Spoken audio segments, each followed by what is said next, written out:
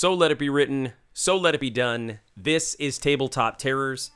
And today, we're actually going to be talking some more game design. Everyone seemed to really enjoy that video, so that's good. We did a video about the #1 important thing in game design, and a lot of really good feedback, and people said that was very helpful. So we enjoy talking a lot about game design, so we're going to continue to do that. And so all of us here have, to some extent, designed RPGs that have been printed. And so there is a constant learning process when you do that. You never stop learning. And so James has actually come up with something. He began by writing what he thought was going to start out as an RPG system. And the more he started writing the RPG system, he stumbled onto something that was bigger than that. And Jeff actually had a good idea to call it a framework. So what James has essentially come up with is more of an RPG framework, not an RPG system. James, what the heck is the difference? So I'm just gonna exactly what you said. Crack one open for you, buddy. Hold on. Yeah, here we go. Here we go. Buckle in. You mentioned I started designing RPG systems. I wanted to design my own for the first time. And I sat down to do that, and I realized I really wanted a lot of RPG systems. I would see a TV show, and maybe this is like anybody, right? I would see a TV show, and I would go, oh, I want an RPG like that, and I want an RPG like that. And so what I realized is what I really wanted was the ability to play a lot of different things in an RPG quickly enough that the fact that we only played one session doesn't outshine how long it took to make the rules, if that makes sense, right? To some degree, they need to be disposable. So what I realize is the only way to do that is to make it easy to make them. And the easier it is to make RPG systems, the more people will make them, the more disposable they become, the more interesting they become. One of my favorite role-playing games is called Actual Cannibal Shia LaBeouf. It's one page. And for some reason, this person that wrote it decided that Shia LaBeouf is chasing you and he's an actual cannibal, and it's just a rule set of that. I want to be able to make that. That's my system. So the Imagine It Better system puts words to the things we already know in role-playing games, so that instead of teaching you a whole new game when it's time to make a new RPG or to play mine that I've created, I say, hey, you know that other one you played? Well, this one's like that, but only these two things are different. You are now playing it so fast. So it occurred to me that by explaining what things are called, we can have better conversations about games, better sort of teach games to other people when we create our own games, as well as what I think we're about to do, have meaningful conversations about games within the bounds of what we know we want to. That sounds very vague, but the idea is there are some things we shouldn't talk about in game design, and the Imagine It Better system also cordons it off in a way so that we don't go down rabbit holes, right? Things like that. So I think we'll see that a little more as we get into it. Yeah, I'm really excited to sort of apply this to the 5-minute RPG.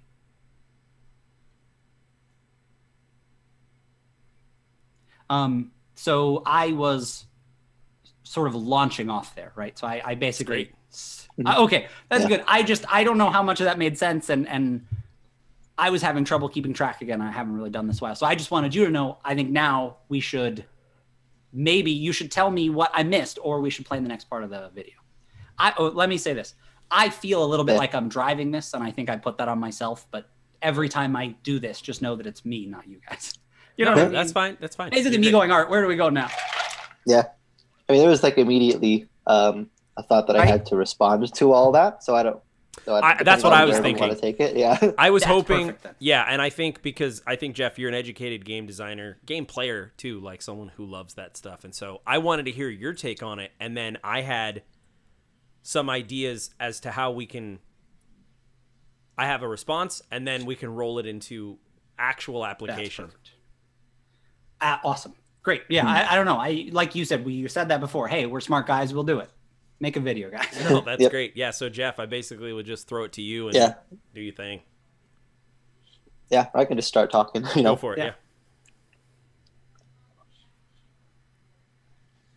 So one of the things that's really interesting to me about that, about all that, is actually something that it reminds me of a lot. That in the jazz world of music, there's something called jazz standards, which is basically like it's a shared repertoire of songs that just any jazz musician is going to know those songs. They'll know the chord progressions. They'll know the melodies. They can play it in a bunch of different keys, and they can basically just say like.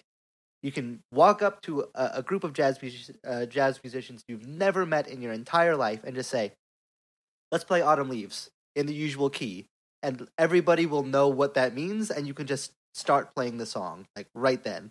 Which saves all the rehearsal time, it saves all the, okay, well, what chord progression are you using? You know, it's just like, everyone just kind of knows because they've already learned all this stuff on their own. And there's a shared vocabulary of music that everybody can draw off of and just immediately start jamming, you know, and you can call it basically any tune that's in the normal repertoire and expect that everyone else can also play it, which it saves so much time if you're just trying to play some music.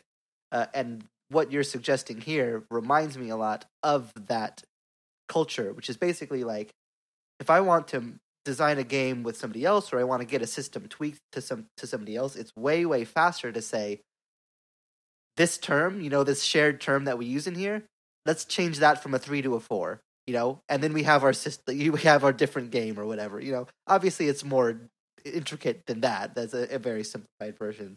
But that's like this immediate thing that came to mind of like, it'd be so much easier to design or tweak a design if I could say like, all these dials we have named, just turn them to these positions rather than like, okay, so I had an idea for if we can do it like this and that instead of like this, and it's just like it simplifies the conversation and it streamlines it in a big way to have something like that you can work off of. So it's definitely an idea that it's really interesting to me, and I think if done right and you know have the names be codified well, that could make working with other people, especially if the other people have that same shared vocabulary, like you could get a system up and running in minutes, you know, depending on, you know, how much needs to be changed. So yeah, I think it's really interesting.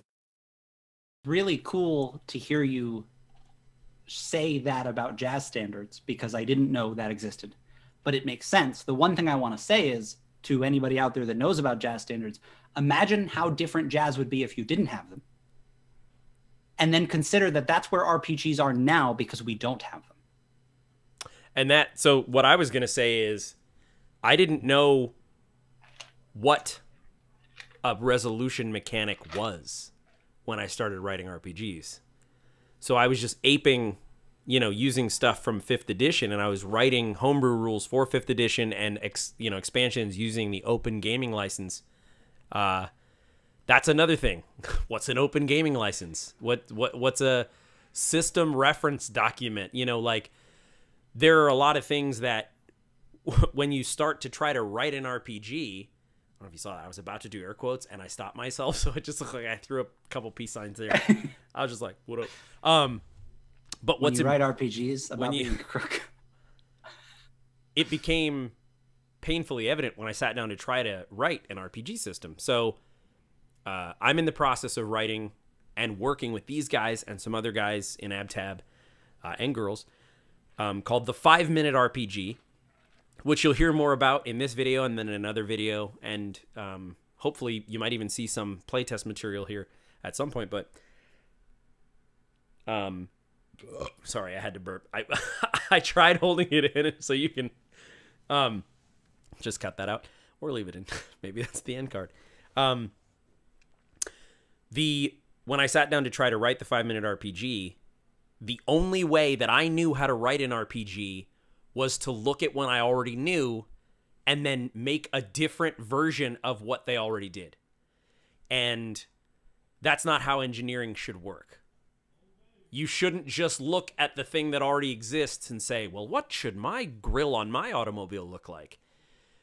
You should say, what if it's an electric car and you don't need a grill like the Tesla? And if all I'm doing is just looking at other things and making my own version, number one, what's the point? If it's so similar, then why should it exist if it doesn't improve on it? But number two, by doing what you're talking about, it allows a tool set to expand people's ability to be imaginative because you know what is your foundation. You know what thing you can break and what you shouldn't break. When I started writing the 5-Minute RPG, it became painfully obvious that I didn't know how to write RPG systems. And it's, I've been working on it for years on and off, few years, and now I feel like I'm finally to a place where I'm ready to start really writing it down. So the fact that you simultaneously came to this place where you've made this framework is really exciting because now we can try to make them work together. Exactly. And a framework that will hopefully bring people to where you are now in less than 5 years. Exactly. And so I'm very excited. So going a little deeper into what do we mean by a framework, because that probably seems very general. Yeah, right. We haven't actually explained that. No. So the system is called Imagine It Better, codenamed. The framework. Yeah. I called it a system. Yeah, right. But that's the thing. This is going to be a messy journey. The framework is called Imagine It Better. So the framework that you're developing, James, it's codenamed Imagine It Better, sort of a tongue-in-cheek reference to when James was presenting it for the first time on a live stream. He mentioned at least a couple times, hey, this isn't quite finished, just imagine it better. And so it stuck. Early days here, so go easy. Yeah. When we're talking about framework, I just want to get a little more specific so that people don't walk away wondering, like, what are they talking about? So can you give me some examples of what is in a framework and why? Yeah. And how it's defined, what makes it different? So, and that's what's perfect. So it's funny because I want to answer your last question first. Okay.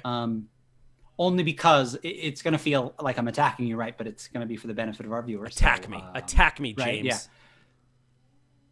It's not different than anything, right? Because it's doesn't exist yet. That's the funny thing. All I'm doing, I feel a bit of a snake oil salesman saying this, but all I'm doing is looking at what everybody else has made and deciding what to call things. Now, I see that there must be something right that I'm seeing that maybe other people aren't seeing. But the framework is we're saying that a thing that is a number that can go up and down is called the track. That seems obvious, right? It's a track. We know that. HP is a track. Well, that's different than something like, and in fact, we need names for some of these things, right? This is the point. What's a static number called? Armor class, right? Well, that depends. It could be, well, I'm about to start making the system, right? But the idea is by knowing what those things are, I can say to you, okay, so we have 6 stats and list them. In this case, we're going to say D&D. And the resolution system is a D20 system, roll over. And, the players have levels. And basically, I just began describing D&D to you. But if we can describe things that exist now in ways that we can apply them to other things, we can compare unlike things, right? We create something in programming that's called polymorphism. The framework is an attempt to put things in like categories so that we can more easily swap them out and compare them to each other. So I'm just saying that, hey, when we have armor class, it might be called dodge in your system, but what are they both called, right? And again, we don't know some of those things. That's a poor example because I don't know what that is yet. A track is an easy one. It's an integer that goes up or down, The thing is, funny thing about a track, well, we can get into all that, right? But that's the framework is there's a lot I can say on just a number that goes up and down. And if you know all that and you know all that, we can really begin to have a conversation about what our game should look like. Because I don't have to explain all that to you. You already know it. That's jazz standards. You get that. But the framework is that just looking at things in RPGs and deciding what they're called. Yeah. So I guess just to try to make sure that I'm understanding it right, and hopefully that'll help other people understand it right as well. Think of how much easier it would be if you were trying to teach somebody a new system, and you could say, it's like D&D, but instead of the resolution mechanic being a D20, it's 3d6 and there's a probability curve of what those numbers mean. Like, that is way faster than saying, so I have a system where you have armor class and DCs and hit points and attacks, and you roll 3d6 to see. It's just like, you can cut all that out by saying, like, these are the things that are the same, these are the things that are different, and you can say that very quickly and very easily because you have language to pin all those things down. And as long as everybody understands that language, then there's no confusion about what those changes would mean for the game. Is that kind of the gist of what you're saying? Absolutely. And it's interesting because we have it for a lot of other things, even like cooking and stuff. And so it's weird because I don't know how that sort of thing starts, right? So I guess I'm starting it and I'm waiting for somebody to say, that's not how you do it. And we'll just do it their way because that's how you do it, I guess. But it's exactly that. Yeah. Yeah. And well, let me jump in and just say to that specifically, that's what progress looks like. Yeah. You say, right? This is what it is. I'm going to be the first person that's going to make this, measurement system or this, framework. And then eventually it'll change and it'll shift and someone else will come behind you and do another one and it gets better and better. Like you said, like cooking. It is really interesting. RPGs and I don't want to get too off in the weeds on this, but we're definitely in what I would consider a renaissance for RPGs, and not just their popularity, but understanding, what they can be and really exploring a lot of different creativity in that way. So here's what I think is really important to me. We have a series on this channel called Learn to Play D&D. And essentially, that series is going through and explaining 20 different concepts.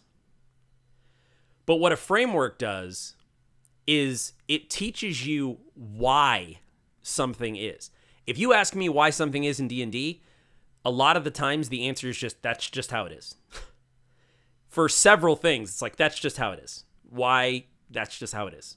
And sometimes there is a weird, obscure reason that doesn't make sense. Right. And even that, you're like, well, that's not any better, but yeah. Right. What you can do by building a framework is, what excites me the most about it is it lets you truly be in control of what is in your RPG system and why. Because more and more, I'm getting deeper into goal-oriented design.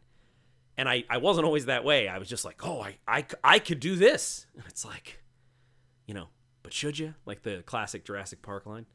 So for me, what this framework does is it lets you put under scrutiny some of these long-standing traditional RPG-isms that are just around because they've always been around and that's the way they've been and they always are that way. And I get it, and I'm not hating on D&D. If there are some things that you removed from D&D, it's like, oh, but no, come on, that's part of it. That's part of D&D. But identifying that, purposefully saying, okay, D&D is its own thing, but now we're going to make new ones. If it doesn't stand up to scrutiny, it gets tossed.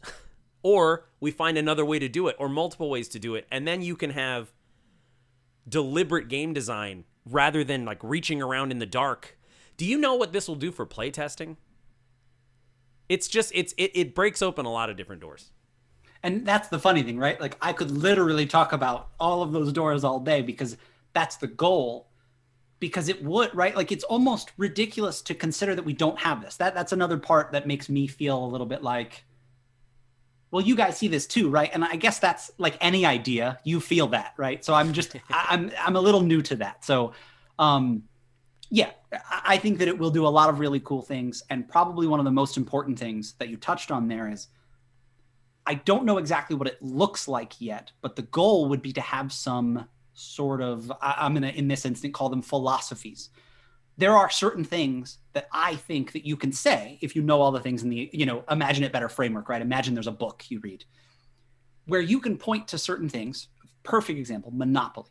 Probably not a bad game, but the thing that throws it out immediately, no matter what anybody else says, is roll to move. Roll to move destroys Monopoly's ability to be a game.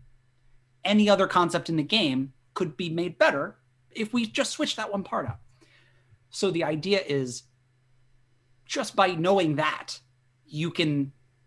I want everybody to know that Monopoly is wrong because roll to move is wrong, right? And if that's not true, I don't want people to think that I'm going to defend it. I want them to tell me why it's not and convince me. And if they're right, that's the new philosophy. This is what we thought, right? It's just science.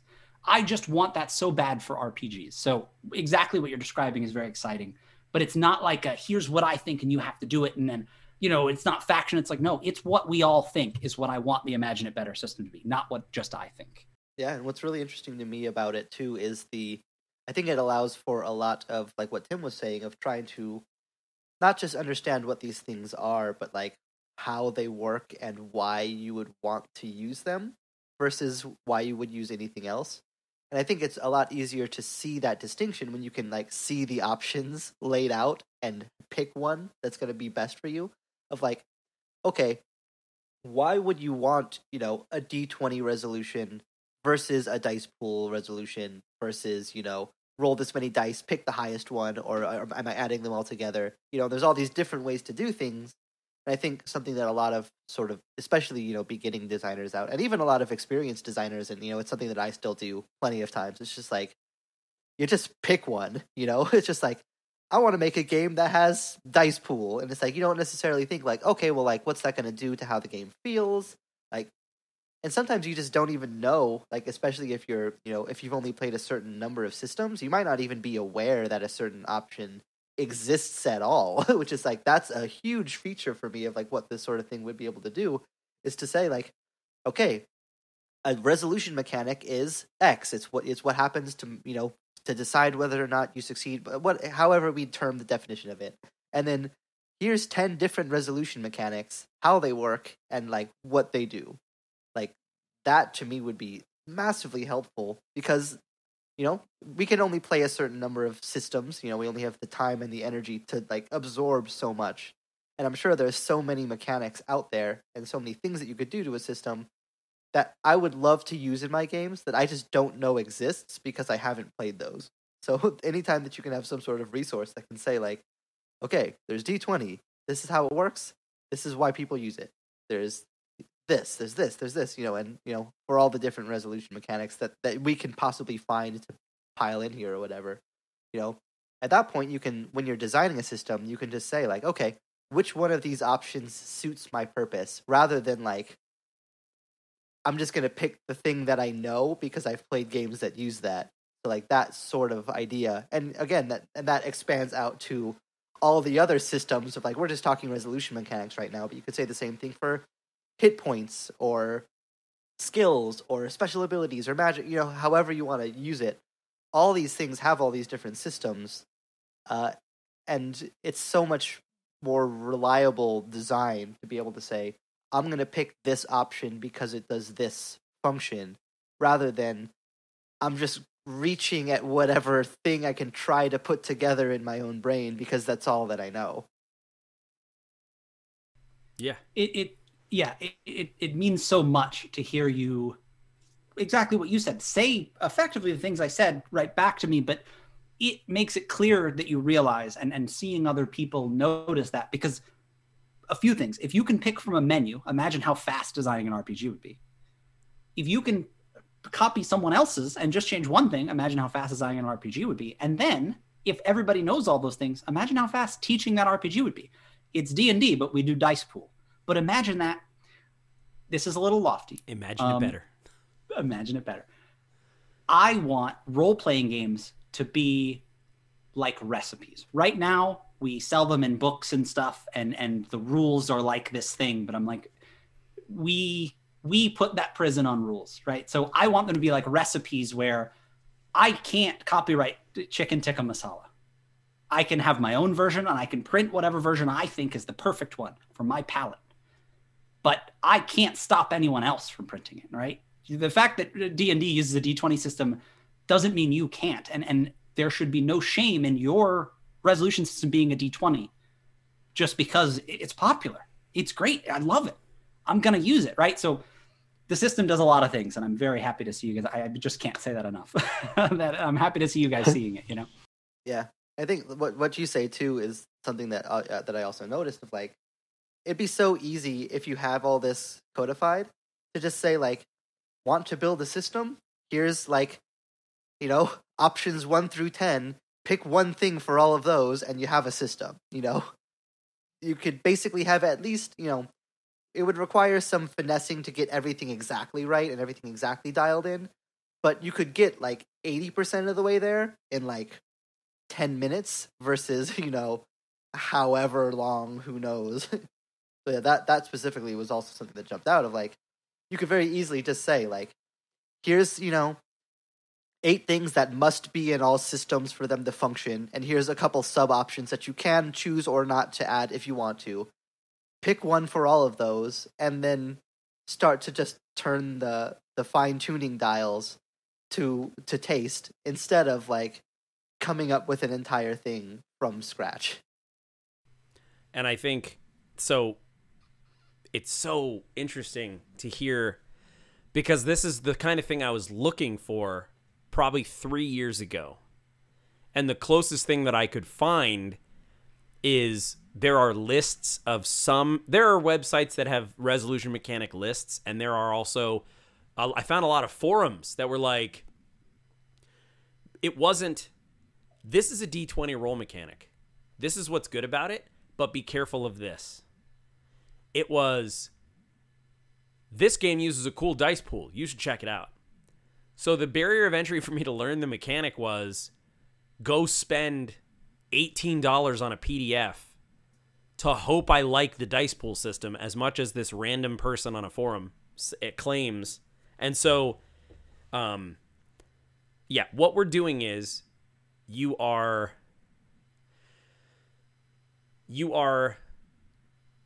almost like, oh God, what are they called? In Planetary, James, what are they? They're secret anthropologists? No. Oh, I don't remember what they call them. Hold on. I'm going to Google it. But it's funny because Planetary is a good example of the type of game I want to make. It has to be as easy as you described, Jeff, or nobody will want to. I don't know if you know this. Oh, no, I'm not thinking Planetary. I'm thinking Global Frequency. Global Frequency is the type equally of as game awesome. I want to make. No, but yeah, I was thinking the totally wrong thing. I don't remember what they call it in Planetary. Archaeologists of the impossible. So what we're doing is we are archaeologists currently, where instead of just feeling around trying to write new systems and going, oh, I don't know, we got some dice and I want to do some stuff, so let's just try everything and hope something hits, to taking and be an archaeologist of past systems and saying, all right, what did they do? Why? Because the truth of it is, most game design is, let's try this. Yeah. Through some instinct and some fact and some experience. But a lot of it is just, I don't know, feels right. 3d6 sound good to you? Yeah, it's got a bell curve. That's pretty cool. But unless you know that 3d6 has a bell curve, the way that the probabilities work, you could sabotage your whole system by using 3d6 the wrong way. And you're like, I don't know why this game is so terrible. And so by being an archaeologist of past RPGs and sort of like combing through what has been done and why, and building that list, that library, that, framework, it's really exciting. And so as we build this framework, you might be hearing everything we're saying in this video, and it might be so fluid and philosophical and, theoretical that it doesn't feel like you've learned anything. Hopefully that's not the case, but these are the kinds of conversations that get you to a place where you can more firmly put words on a page. Just discussing something to get to a point to where you have shared understanding. Now, James, Jeff, and I have the core goal of what we're trying to do, which is make a shared RPG library. So these kinds of conversations can seem really fluffy, where you're like, I don't even know, what are they talking about? They haven't said anything specific. Sometimes this is the conversation you have to have as a game designer to more readily and confidently get to a place of specifics. Do this. And honestly, through practice, you'll figure out when it's time to do this and when you've done this too much and you've spent 3 years and never written anything down. So let's do something firm. James, you've been working on this framework for a bit. Let's give the viewers and Jeff and I something specific that you have already started so that they can, and we can start grasping tangible, practical stuff that you're like referencing? So I want to do first a little exercise that may or may not pay off for the viewers because it doesn't exist yet, right? And we won't go over all these, but if they watch it over and over again, maybe they'll see. But basically, using the system I made, using Imagine It Better, I made something that I ran at our AtCon, our little online convention. I ran a little thing so that people could get an idea. And similar to this video, I learned that explaining this concept to people doesn't do much, but showing them does a lot more, right? So what I want to do is talk about, I made an RPG, and I'll show you, like Jeff said earlier, as long as you have these few things, right? Let's talk about how easy that is. I wanted to make a game where you found a ship and you went and salvaged it as you're in space, right? So none of this has to do with the rules, the setting, any of that, but you're on a spaceship. You can go to other spaceships. You can get stuff from those spaceships. Okay. With all that said, I'm like, all right, well, you're going to have life. People are probably human. And because I know what an RPG needs, we're going to pretend I read the Imagine It Better system in this case, rather than having created it. I know that in order to take damage, you have to have HP. In order to make checks, you have to have skills. In order, those types of things. So what I did is I said, okay, well, my players have to have hit points. My players have to, in fact, I'm going to open a character sheet and then I can tell you. I actually ended up making a character sheet just in like a Google Sheets that was so easy because I started it when I started making my game. And as things got added, I added one thing at a time. So for example, I have a name, the job, because, okay, I should probably have a job. This is a part of the Imagine It Better system that's perfect as well. I have a box just called number. And so for this system that I created for AtCon, as part of the number, you were assigned as a player a number. There was no initiative. I can either roll a d4 and pick one of you. I can call on one of you. I can pick a random number. I don't remember who number 3 is, but if I say 3, it's your turn. Somebody knows it's their turn, right? That went on the character sheet because that person needs that information. The idea is all of the design decisions were guided based on what I knew I needed. And by being able to say, well, I need my player to get hit. Well, that means they need to have HP. That goes on the list, right? So what it does is it allowed me to get out of my own way creating the game because I was picking from a menu, and I was able to very quickly make a game with stats because I knew I needed those. So in closing, what we're suggesting is don't assume that every RPG needs to have AC just because the most popular one has AC. And don't assume that every RPG needs to have hit points.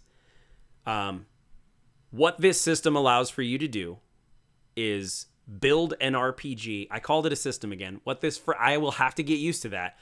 What this framework does is it allows you to decide what is important for your game and only include what matters. And by doing that, you can have the system focus on exactly what you want it to focus on.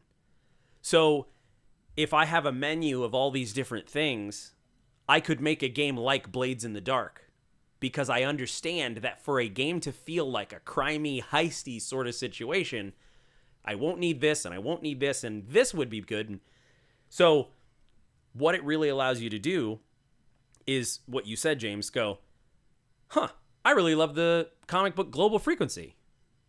Now let me go down the menu. What's necessary? What do I need for it to be an RPG? And I think it's going to be fun sort of codifying that. And I think that there's a cool way to test it, which is trying to make games that already exist. So, like, how do you get to a Fiasco? Well, and how do you get to a Dread? And that's rhetorical. We're at 30 minutes. That's rhetorical. But you can, if you really, really want, you can answer. But my point is, I think that's what we're going to explore and find, oh, wow. It doesn't have to be sort of feeling it out and just reaching for things and trying things and getting lucky. It can be deliberate and still interesting. Exactly. I have come upon some of those types of conversations, right? And that excites me. But short of somebody to have those conversations with, I'm creating a system so that I can have that conversation with somebody. Because it's cool that it makes role-playing games, right? But what you described is, no, you're right. I can take a game, put it into the system, and say, this is why it doesn't work. This is why it does work. Mm-hmm. Let's make a game that makes that better. Let's make the game we love currently, D&D. Let's, by looking at that system, all decide what the best way to do it is. What it allows us to do. Everything you said, but it takes it one step further. Not only can you pick from a menu and decide, on the menu, it will tell you the type of thing it allows you to simulate. So the idea is it's not just trackers, right? But what you said, I want it to feel this way. You could basically get a pack of these things, right? So there's a track, right? I described one small one. Imagine all of them together, this little bundle of them, and I go, all of these things together, that's a survival system.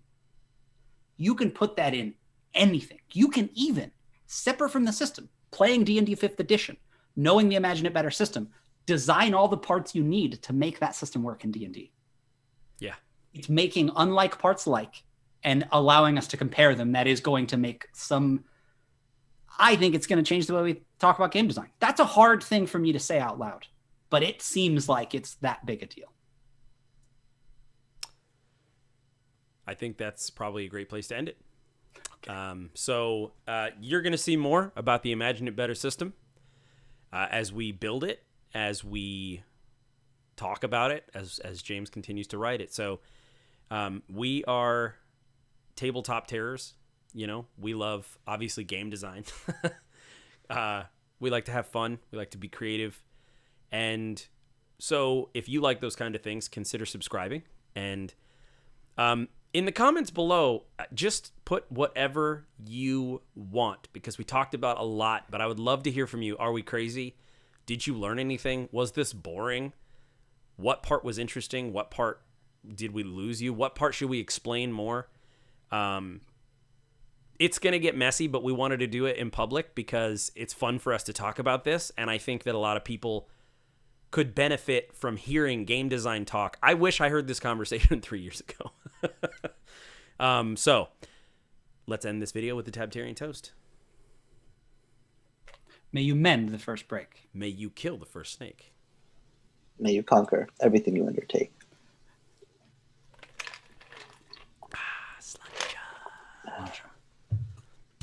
We'll have a little thing where you can build a toast.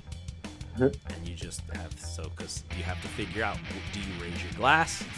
You have to figure out if you, do you rhyme? And you have to pick all these things. So at the end of it, it'll be a toast builder. And then you have to do not your gratuitous, that's not a word that would work in the sentence, but there's a greeting. No, what's the thing? It's a egregious. I don't know. It's what's the word slancha is what? It's called closing. Yeah, toast. I know the word you mean. Yeah. That there's a list of those too, yeah. And skull, slancha, cheers. I know you're making a joke, and that's funny, but literally, I just think in templates now. Everything breaks apart, sort of and I'm just here's the thing, not in a bad way, but literally, once you realize the decisions that can be made, you don't look at things the same.